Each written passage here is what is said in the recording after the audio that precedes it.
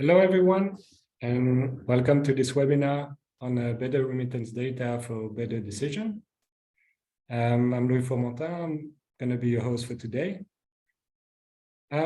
Today, we'll discuss about source-to-source learning on capturing and analyzing remittance data, and especially in the Western Balkans.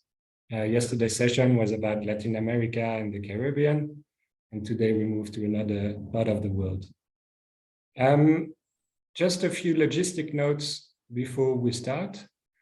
This webinar is being recorded and is going to last for about 60 minutes. We have a Q&A section.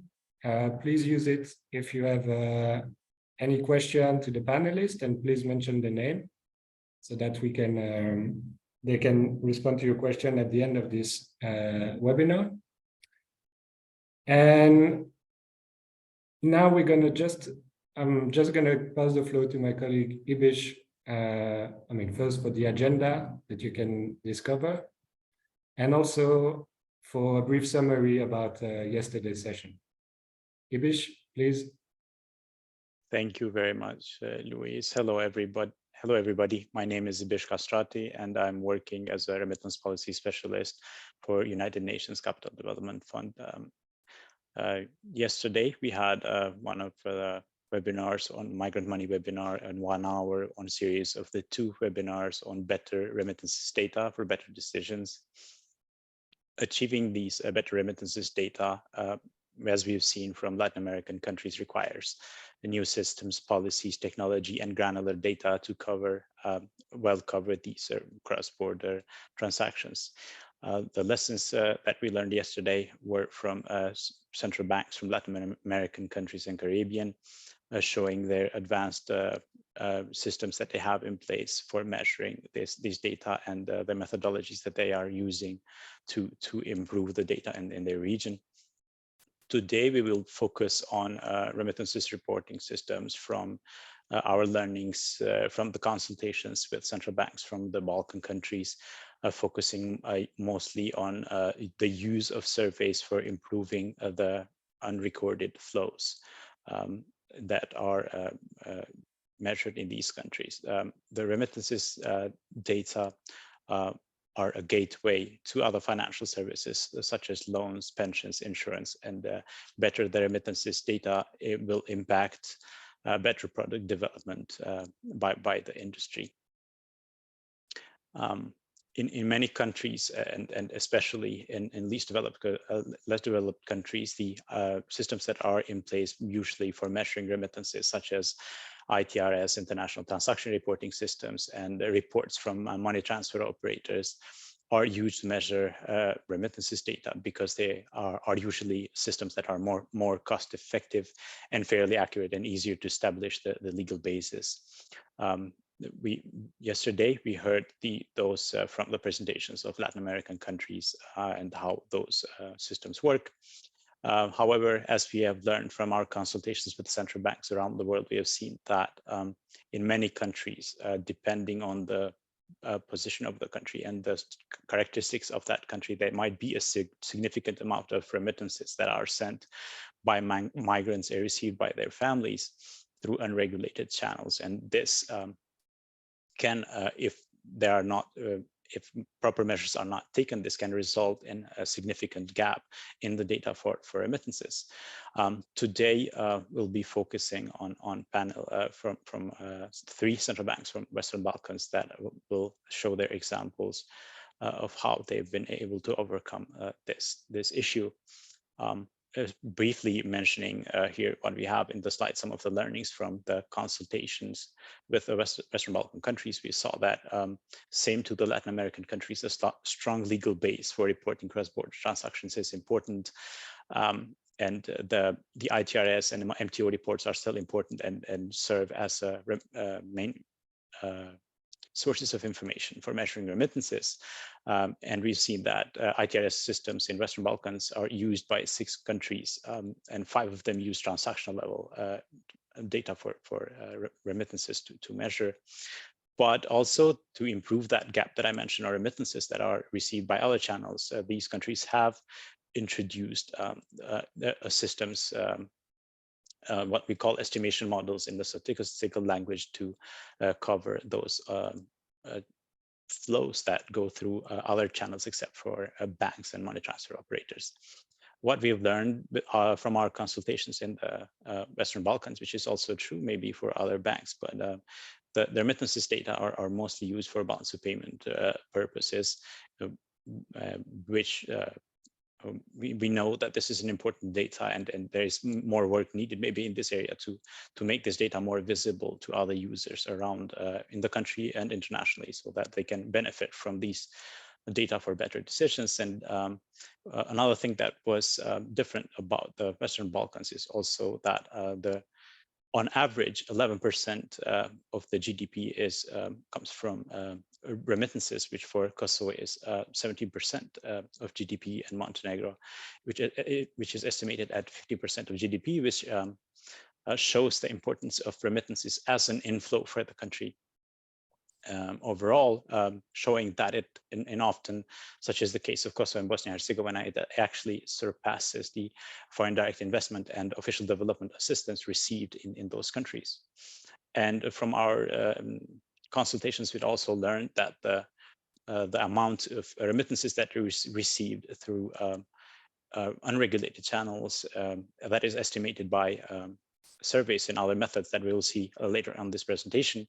And many of these countries, this amount is quite significant, which was for Albania estimated around 41%, and Kosovo 36%, and Montenegro around 48% received in 2021, which shows the importance of these systems and how much of a role they play for the remittances in these countries. Next slide, please. Therefore, these models that these countries have developed have a very significant role for improving the data in the region. And we are hoping that for the countries that only have, and especially in less developed countries, that they have only ITRS and MTOs as the main source for measuring remittances, they can learn from these systems and how other additional data can be used to improve that data, such as the three main sources of information that these countries are considering when they're measuring remittances, such as Bank of Albania, that is using the biannual survey with migrants, and Kosovo in the past have used annual surveys with migrants from the more main border points. Continuing with National Bank of North Macedonia, that it uses the combination of foreign exchange information and net amounts brought by exchange offices with the data from and learnings from the survey, and the National Bank of Serbia, that uses data on new savings and foreign currency purchased in the country through the currency exchange offices in Serbia. And also we have seen that in some other central banks, especially, use administrative data. This is true also for Central Bank of Bosnia and Herzegovina and Montenegro, that they have a combination of an estimation model which combines the data. For example, for Bosnia and Herzegovina case, from the household budget survey combined with administrative data received from Ministry of Human Rights and Refugees, which gives them information on migrants. So they are able to build this estimation model based on those administrative data and calculate those flows that are received through channels except for ITRS and money transfer operators. Similarly, to the Central Bank of Montenegro, that uses a cash to bank transfer ratio, which is based on the average of the remittances received through informal channels by neighboring countries. So these are just an example, and we'll hear more from our panels today on some of the cases that they will show better themselves. To have these more better formulated insights and learnings from those systems, it is my pleasure to introduce today's panel, starting with Ms. Narida Hojai from Bank of Albania, who will be presenting learnings from the Albania on on surveys used biannually to measure remittances data, continuing later on from a presentation from Drina Bayer from Central Bank of Kosovo, and then last but not least, Sultania Bosjeva Terzian, who will be presenting on behalf of the National Bank of Republic of North Macedonia.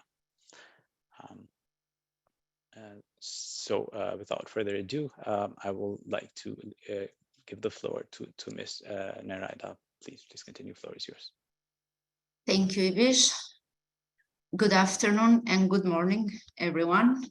Thank you for the invite to be part of this panel. The presentation of today will focus on the remittances for the Albania.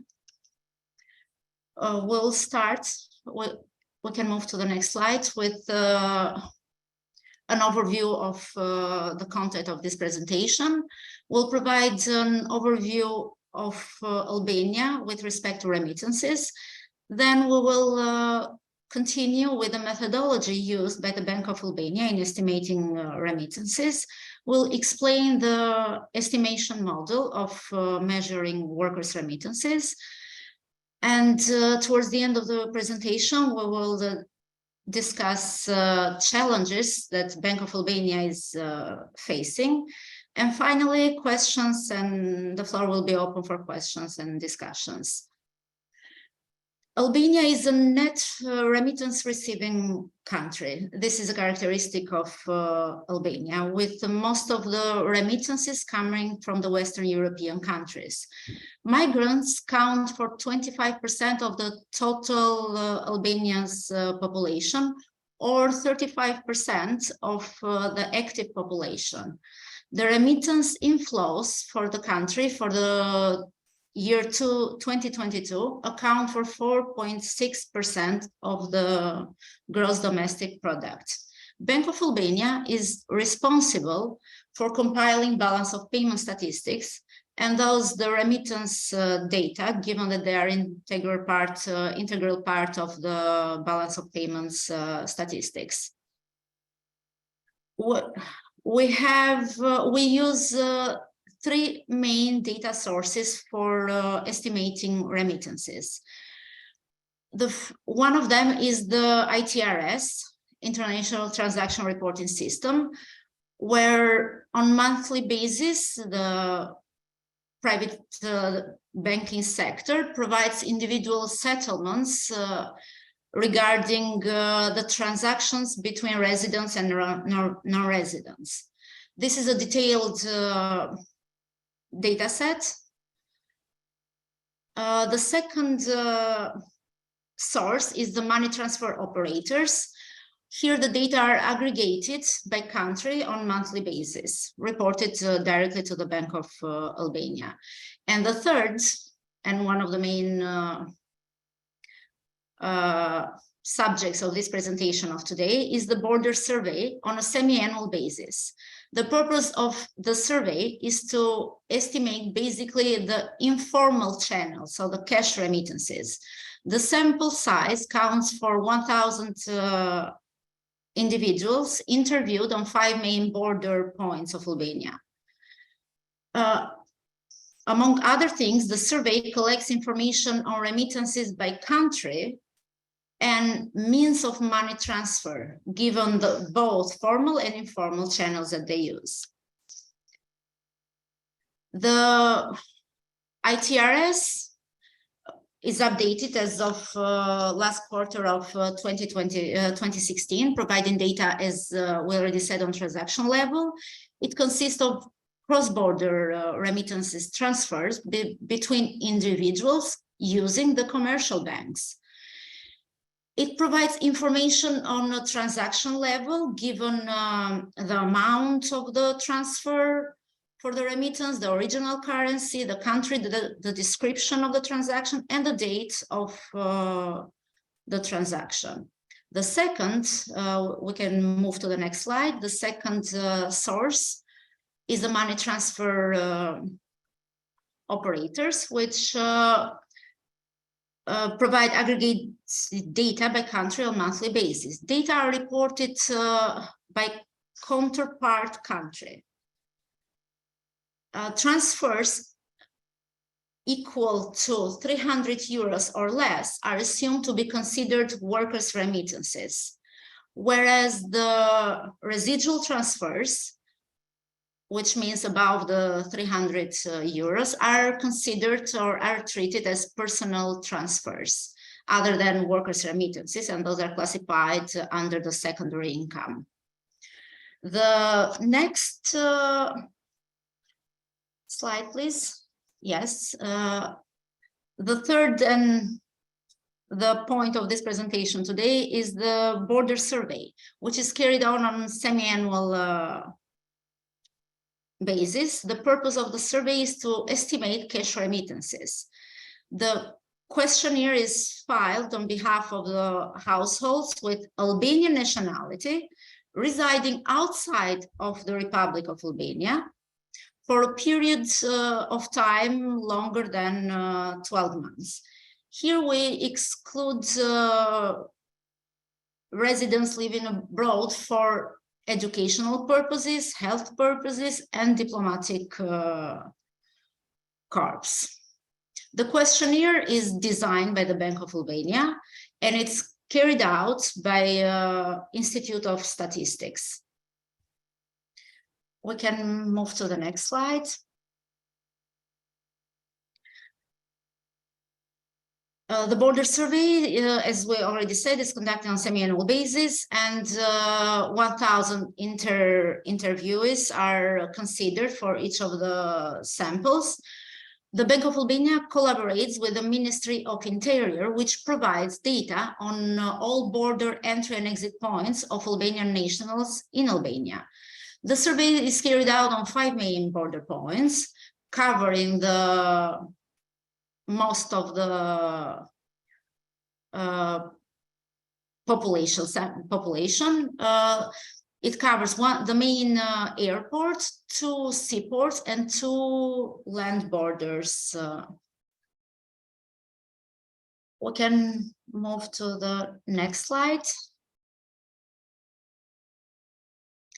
This is a sample of the questionnaire, which contains 10 questions, both qualitative and quantitative data, together both the set of data. The purpose of the survey is to estimate cash remittances. As we said, it's filled on behalf of the households with Albanian nationality residing outside of the country.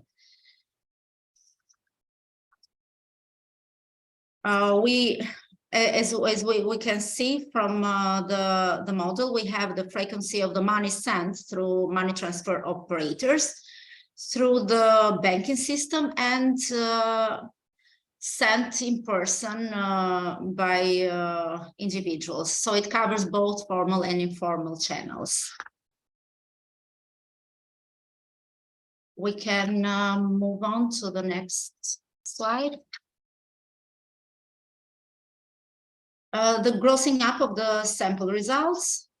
The grossing up process rests with a combination of data mentioned before of the sources, both formal and informal, those being money transfer operators, banking sector, and the results of the survey. The shares are calculated with regard to channels used for the remittances.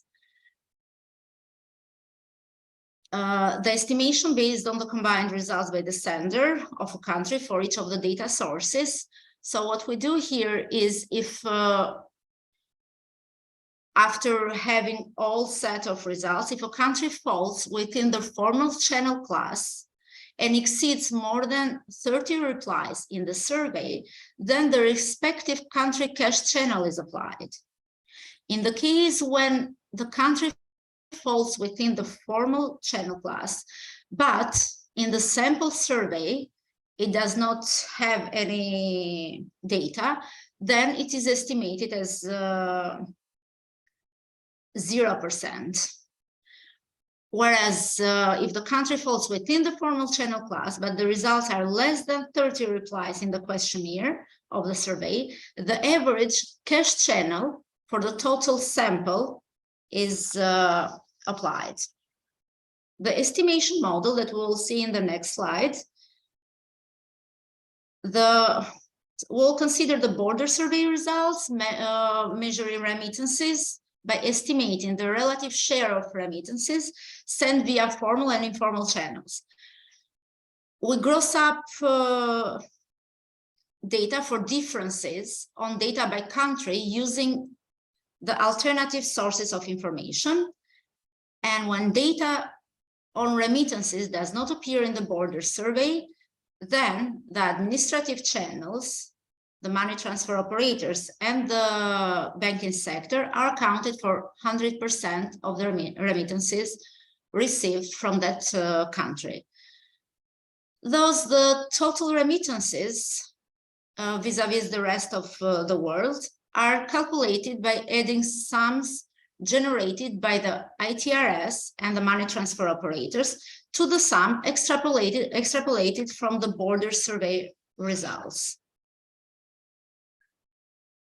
We can move to the next slide. Do we face challenges while estimating remittances? Yes, we do, like probably most of the other countries. We use survey as the main source for collecting data on remittances.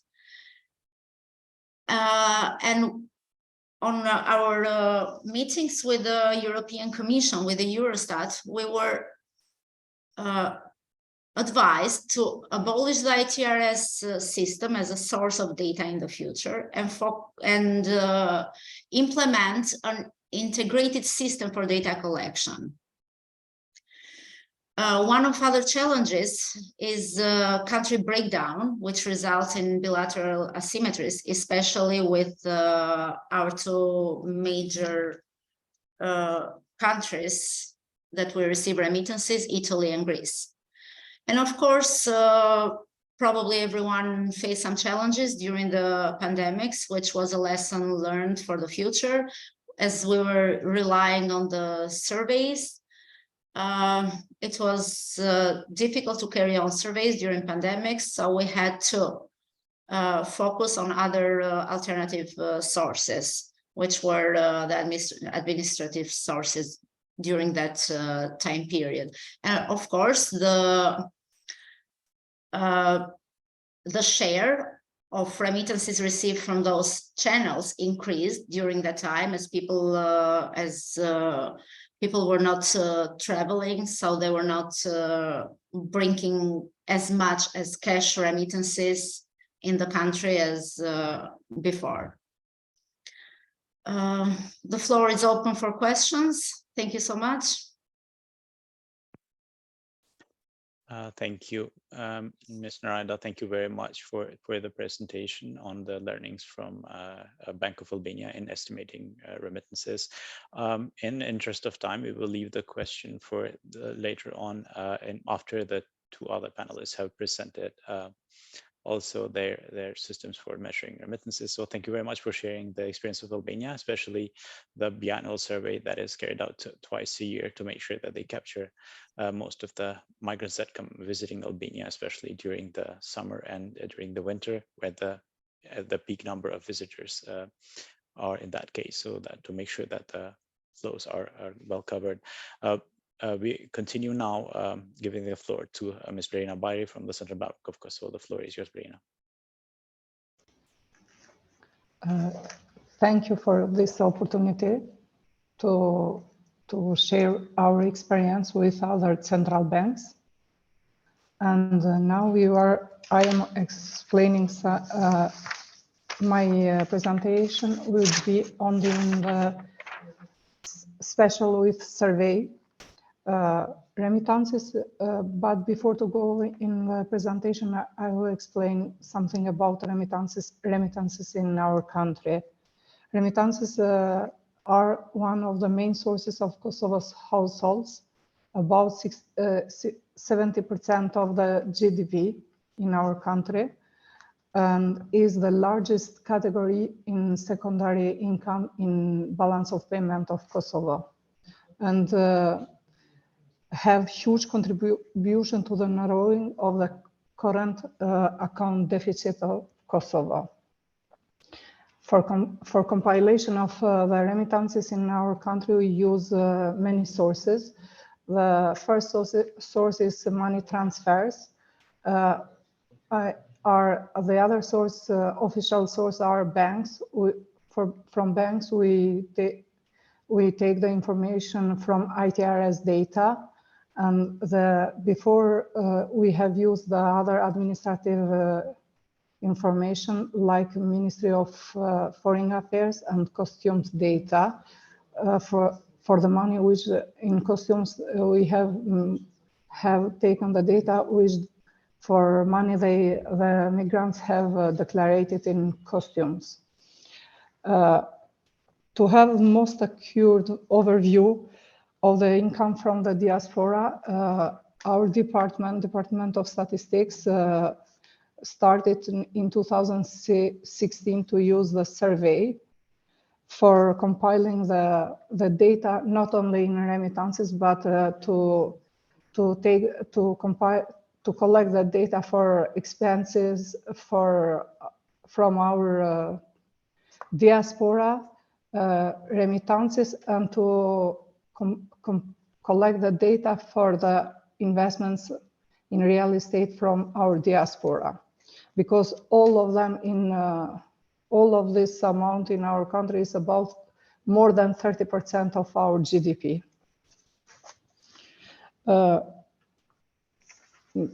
In my presentation, I am presenting how we have implemented our survey. For the survey started to work in 2016, and we have used this survey about 3 years later. But in 2020, we stopped to compile those data because we had problems to compile the data, and we through survey them, and we have foreseen to start this survey in this year, in 2023. The questionnaire, to compile the data, we have used to have more efficiency in collection of surveys. We have used Android tablets in which we have installed digital questionnaire. The questionnaires were filled out of digital questionnaires, template using Android tables on the electronic submitted to the CBK. The CBK uses an online survey tool, World Bank Survey Solution. This survey tool enables users to design digital questionnaires and download data in Excel as needed. The survey tool is available for free, and users can adapt their questionnaire in the electronic format. The main advantage of the tool is the possibility to review the data entry process from the office and approve or reject those data for each data entry by the CBK staff. The data are received in real time as they are entered in tablets. The questionnaires could be filled without the internet and on the Android, and when connected to the internet, the data goes directly into the database.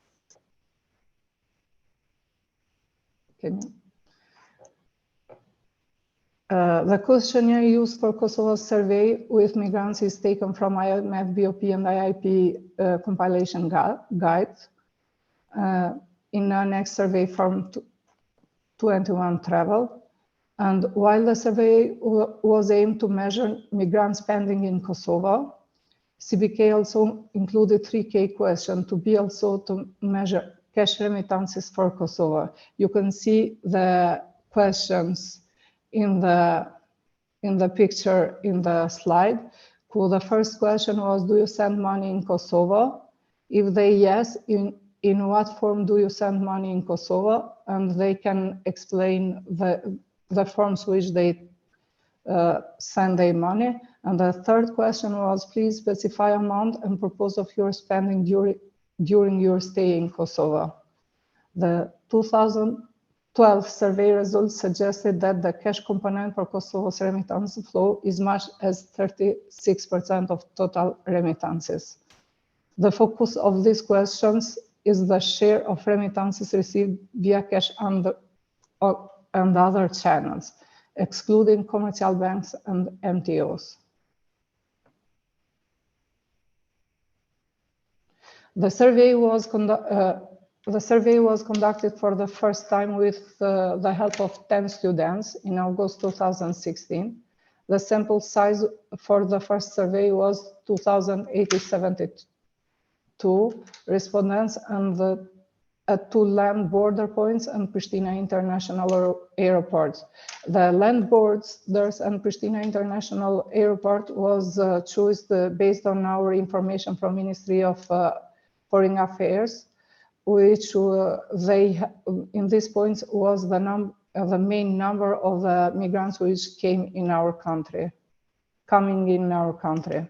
The survey was resumed over the following 2 years, covering in 1,800.9 and 2,007 respondents and undertaken by 7 students from 31 July to 23 August 2017 and 30 July to 22 August 2018 respectively. Border points where the survey was conducted were selected by I told before, selected by choosing the border points with the highest number of migrants visiting Kosovo data from the Ministry of International Affairs. July and August are selected as the best time of the year to implement the survey, since this is the period with the highest number of migrants visit during the year.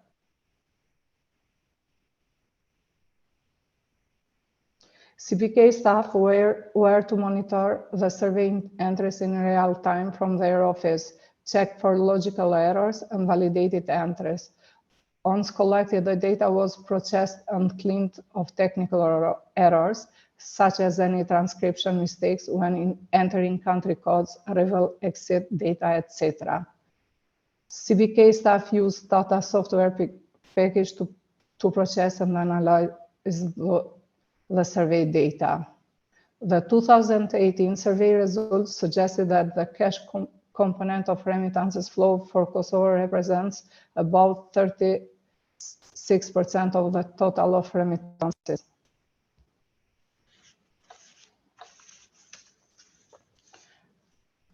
The model for estimation of the total remittances received used the data on remittances from ITRS, MTOs, reports, and other administrative data. The results from the survey were used to add the share of remittances received via the other channels.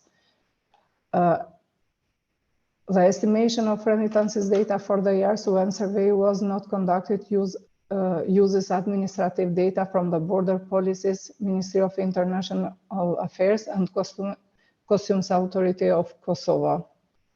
The data from the border policy on the number of migrants visiting Kosovo are used to aid the estimation of informal remittances based on the survey with migrants conducted on an annual basis. This is done to account for the seasonality of the data and changes in the pattern of migrants visits since the last survey.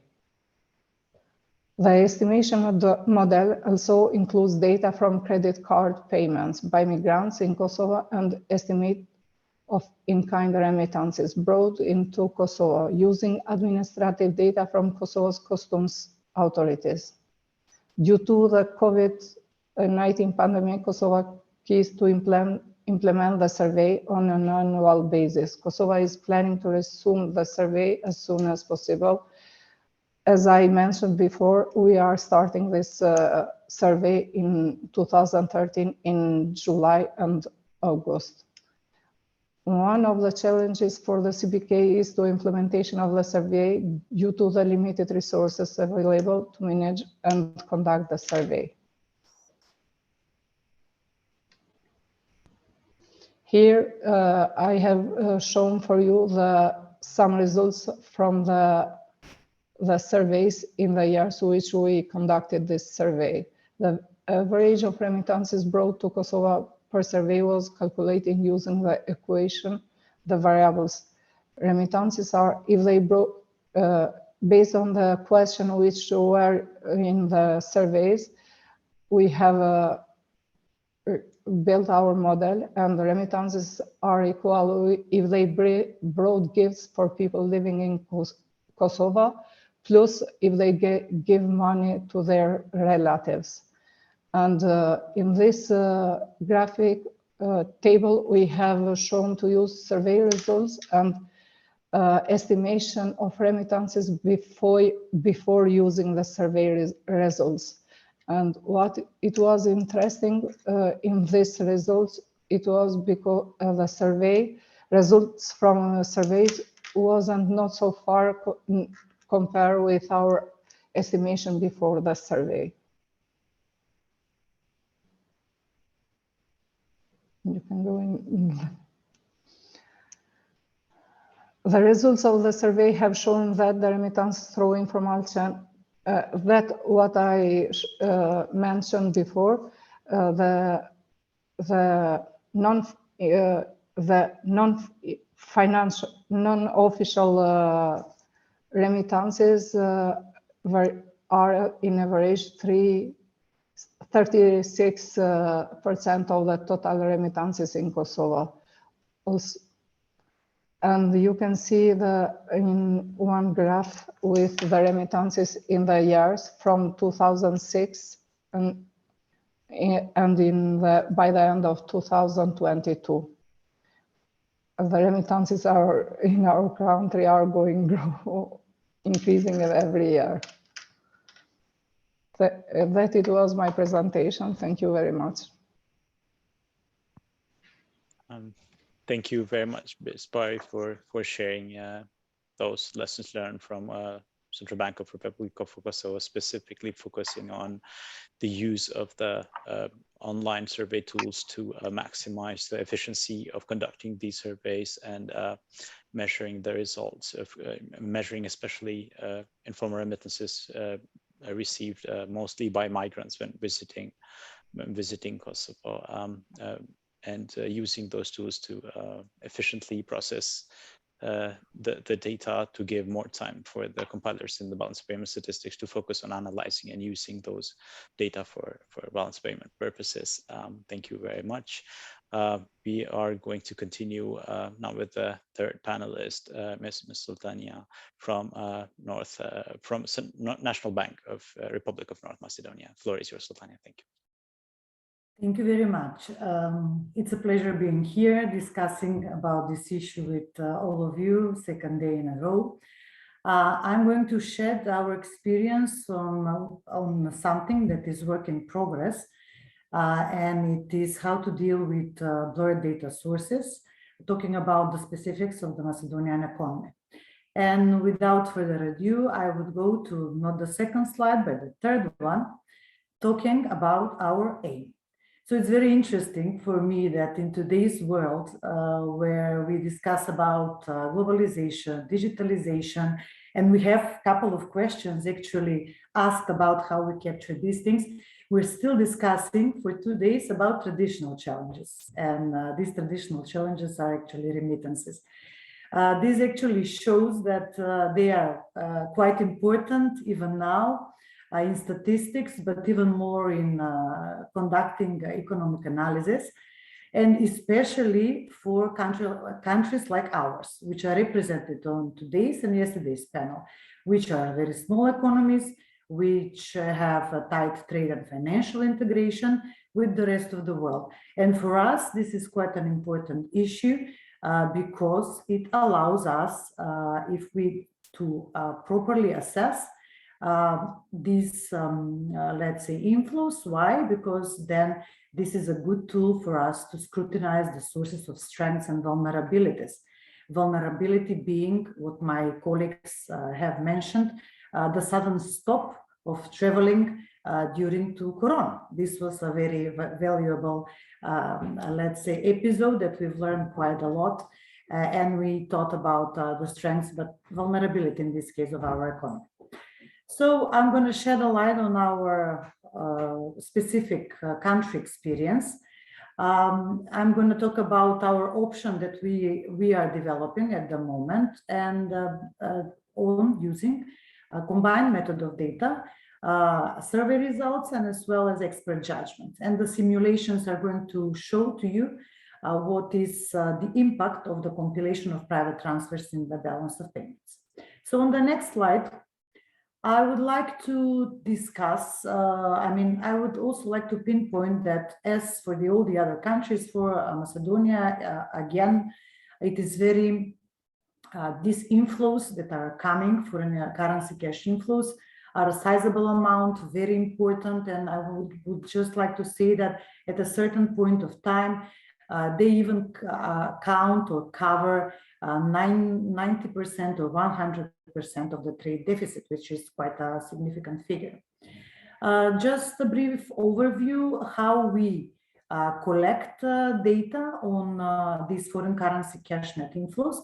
The main data sources are banks, and they actually take into account all transactions routed through the banking system, as my colleagues explained. And through the ITRS, the popular ITRS, the banks provide data on personal transfers, and they embed inside the information also from money transfer operators. And this source, which is now in our statistics embedded in a so-called category of personal transfers, is what we call, let's say, formal channel or part of remittances. However, we also get data from the banks and from their dealings with the households, FX dealings with the households, and as well as the net inflows from exchange offices, which are quite significant. As you can see, they are presented on the chart, and they are much, much bigger than what is coming from the formal channel or through personal transfers. However, they are recorded in the other current transfers, foreign currency cash flow category in the balance of payment. And this actually other or cash that is captured, this is actually our focus, and this is our intention to use the surveys in order to disentangle which part of this informal money should be attributed as a remittance, and then they have to be scaled or brought back to the category of personal transfers. This is our question of interest, where we will use the survey results. And then I want to point out another very important specific of the Macedonian economy. In this huge or big category, other cash, other inflows are included, meaning that part of the some money coming from the confidence, so-called confidence effect, or FX currency coming from under the mattress money, matters in certain periods, in certain episodes quite a lot, and contributes to this cash component. And let me illustrate what this means. People, since in the breakup of Yugoslavia, a lot of foreign currency that people had in the banks were frozen. So people still remember that. Eventually they were returned, but they still remember that fact that part of their savings were captured by the state. So even now, after so many years have passed, and even we have banking stability for a long period of time, still people keep their money in safes, or they keep, I don't know, at home. So in the good time, when there is great trust in the national currency, then people bring this FX money from under the mattresses in the system, in the banking system, and they exchange them for dinars. And these money are actually showing in this cash exchange, because they offer it to the exchange offices, and then we capture it in the positions of the BOP, and vice versa. In bad situations, they come and they ask, they demand with tenors and they buy foreign currency. So this effect is very difficult, or confidence effect is very difficult to be estimated because no one knows how much money is under the mattress. Let's say it's very difficult to be estimated. And then, of course, the presence of informal economy, which is an issue for each economy as well as Macedonia. On the next slide, I would like to illustrate, so we are an outlier. If we talk about how in the external statistics we capture the personal transfers to or remittances, you will see that on the average for the 10 years period, they're 2.5% of GDP. But this figure is underestimated because it captures only the formal channel, while part of the remittances are in the FX cash flows, which are predominant component of the secondary income and are on average 11.5% of GDP. So given the size and the importance of these inflows, the identification and allocation of these inflows in the appropriate BOP position is of crucial statistical, but also policy relevance. On the next slide, I present our solution, as I mentioned. So what we do, we use this administrative data, but then we combine in order to take out one part of the other cash and devote it to remittances. We use actually the service, and we also use some expert judgment.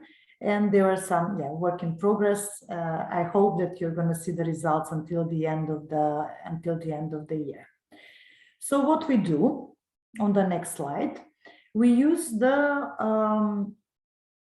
remittances survey, and now we have even a newer one, but we're still processing the results. So we use the survey, and the survey is based on 1,500 households that receive remittances from abroad. It was conducted by an outsourcing independent agency. The sample was drawn from 8 regions, and the regions, or the selection of this region was based on population and cross data from the household consumption survey, from the MTO turnover by region, exchange bureau offices by region, etc. And what they are offering us, this survey is offering us multiple answers on the channels through which the inflows are received, which is the main question. So the main question of the survey is, through which channel do you receive these remittances, formal or informal? And then putting giving us further information about the geographical distribution, seasonality, purpose of the fund, sustainability, and etc. On the next slide, you can see the main survey results, but I'll just grasp through it because we don't have much time. So what we can infer from the survey is that 60% of the respondents receive funds through informal channels. So this is quite an important, let's say,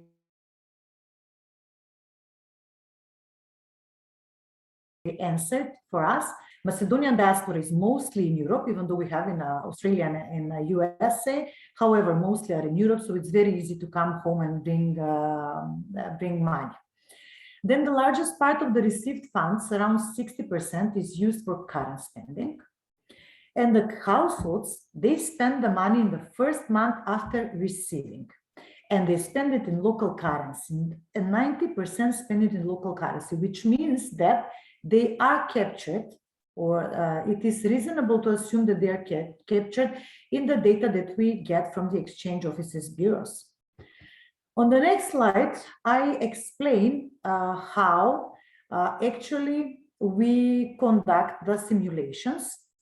So what we do is that we use this percentage of remittances that is received through formal channel, and we apply it to the amount of the remittances also received through formal channel from the ITRS. And we get the total amount of remittances received. Then remittances received in cash or the informal channel, they represent the residual. In doing so, we use 2 alternatives. The first one is with varying, and the second one is with constant rates over time. And as you can see, it makes a difference, because what we see through all the surveys, which were conducted in the course of from 2002 until 2016 and now 2022, it is that the formal channel is constantly increasing, or the informal channel, it is declining. And this is why the varying coefficient gives us a little bit different result than the cost and weight, which is just an average of all the surveys received. The differences for the data are quite obvious, and I will stick with the talk in relative terms, meaning that if remittances now are on average 2.5% of GDP, by adding the informal channel, we will get remittances of around by 7 percentage points higher, meaning that they will come close to 9 or 10% of GDP, let's say, to put it simply. On the next slide, I want to conclude. So this is just the first step. As I said, now we apply many other techniques which are complementary to the one of the surveys. As I said, I hope we'll have the results soon. But we are not, remittances is only one part of the question. But the cash component is so huge that we will even though we exclude the component of remittances, we will still have quite a big chunk of FX money in the other that we have to actually distribute to other components, because we assume that they are current transactions, 95% of it. So we have to address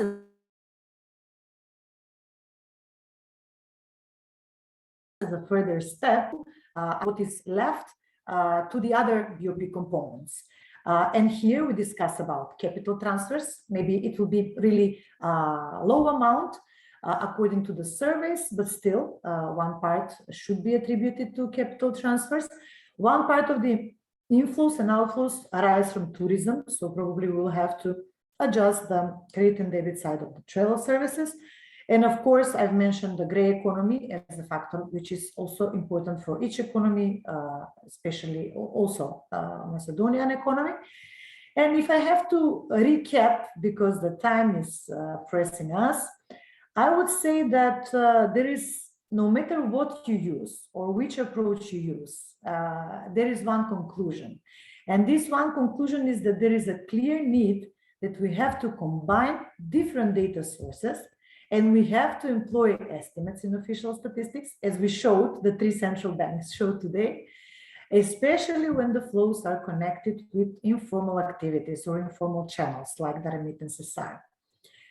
And this will be my final sentence. I hope that on the next meeting we have, we would be able to share the final results once they are validated. Thank you very much.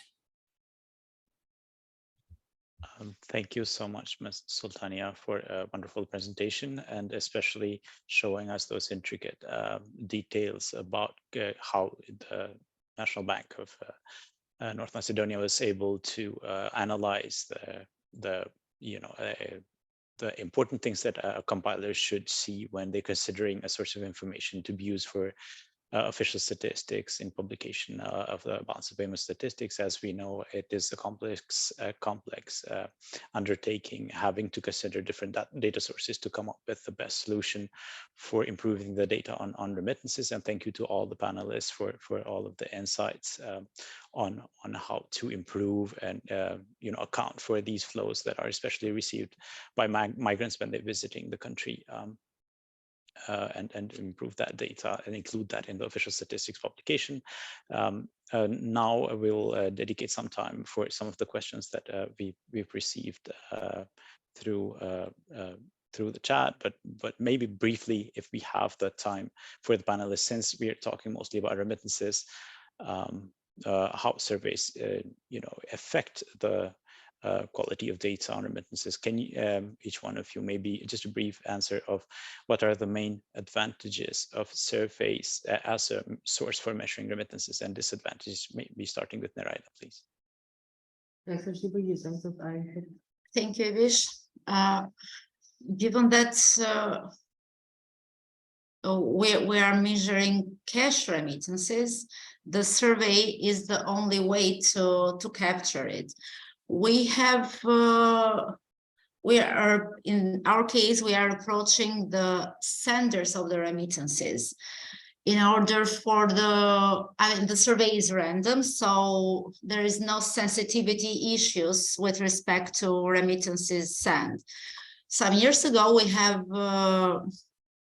applied also, as we have carried a survey to the receivers of the remittances. The survey was carried once a year, and here we had some confidentiality issues because we approached the families who were receiving remittances. So they were not feeling so free to disclose the money that they were receiving because the family was known, and so the one who was sending remittances. And another issue that we faced was the fact that the survey was carried once a year, and they couldn't remember how much money they received during the year. Whereas now the survey is carried on based on a random sample. So, and when the immigrants leave the country, so they know how much they brought in during the time, I mean, on cash basis. So that's the only way to capture the cash remittances. Thank you. Thank you, Narada. Thank you very much. We can kindly continue to Verena. What do you think, Verena, in your experience measuring remittances? And we've seen that during pandemic, maybe to go to another point, that sometimes surveys can have challenges too. Can you tell us a little bit how changing those, surveys have also disadvantages? And one of those is sometimes the country's ability to conduct those surveys and maybe combine that with other administrative data. So what do you think about those considerations? Compiling data from the surveys have their challenges because in our country from the pandemic was really difficult to have the contact or to organize the compiling data from the survey. And the other problem with surveys could be like mentioned and Nerida, that we have a survey in 1 year, one time per year, and they maybe sometimes forget how much they have sent to their families. And in some cases, they are afraid, or I don't know, based in their decision, they don't like to tell the exact value they have sent it to their family. And for that reason, is a good opportunity to have not only the survey to compile the data for remittances, but to use other administrative information and to combine with each other to have one more good results for compiling the data in remittances. Because in some cases, and the people who are interviewed, they have no idea for what they are having this interview, and how can treat the answers they have in those surveys. And based in our pandemic, we saw that everything changed in our numbers because the data changed from in pandemic was decreased so much the number of informal remittances, and was increased the data from formal channels like MTOs and banks, through bank. But when the country was open, we have really the same problems to capture the data in remittances specific for informal data. But in our department, we have to make a survey, and to implement the survey is difficult because we need to have more sources because we have not enough staff, and should have the all administrative helps to conduct these surveys. But we hope to make this survey. But first of all, we need to add the staff in our department, because now we are not in the good days about staff. But maybe we should still think about to send this survey to make the agency of statistics for our department, maybe based in the other countries, because in some cases, some countries, the surveys are prepared from the agency of statistics and not from central bank. But those are our challenges for compiling data from surveys, especially in remittances. Thank you, Ms. Blerina. Thank you so much for the summarizing some of the challenges. Of course, there is no perfect source of information for all the statisticians have to weigh in those advantages and disadvantages. Maybe briefly from Sultania before we close this session on the advantages and disadvantages of a survey as a source for measuring remittances. Well, we are a country where we can identify how much is the cash, but we don't know how much it is attributed to which channel or how they're coming to the country. And the survey definitely gives us an answer that we don't know. And about the scope of this informal channel. So in this way, we should definitely use them as an additional tool. However, one should be always very wary with when using surveys. And I want to answer one of the questions, which is also on the panel on the possible underestimation. Definitely one of the biggest problems.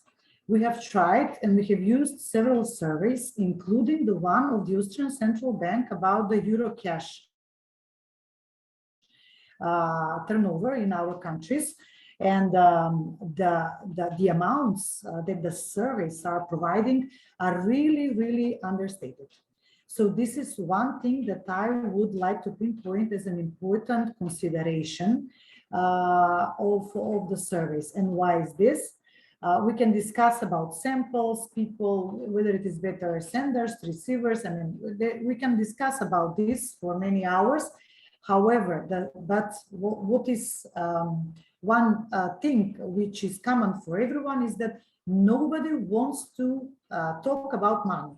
Nobody wants to say the amount that they are actually receiving. So everybody is probably giving a discounted amount, even in the cases when you say that this is confidential, no one will see it, no one will know about it. Still, people don't want to talk about the money. And with this, I will stop here. Thank you. Thank you so much, Sultania, for those remarks regarding those advantages and disadvantages of surveys to measure remittances. As we are going over time, we are unable to go through some of the questions that we received, but be assured that we will respond to all of them after this webinar, and will publish the answers to all of the questions that we've received today. I want to thank all of the panelists for the wonderful insights and expert opinions, and sharing those lessons learned, how these sources of information on measuring remittances data specifically contribute to the data quality, which we all know it is very important, especially for countries that those remittances play a great role in the economy.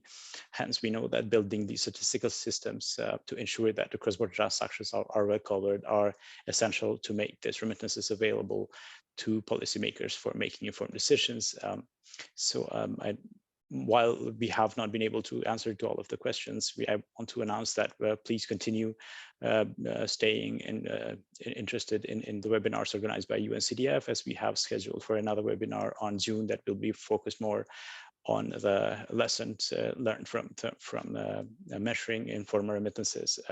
Will be more focused. Today we've focused only on surveys from the Western Balkans, but please stay tuned for our webinars in the future, and we'll go in more detail about informal remittances and some of the models that are used to estimate these flows. Thank you everybody for paying attention to this webinar, and hope to see you in the webinars organized in the future by UNCDF. Thank you very much, and have a good day. Thank you, all the best. Thank you. Thank you very much.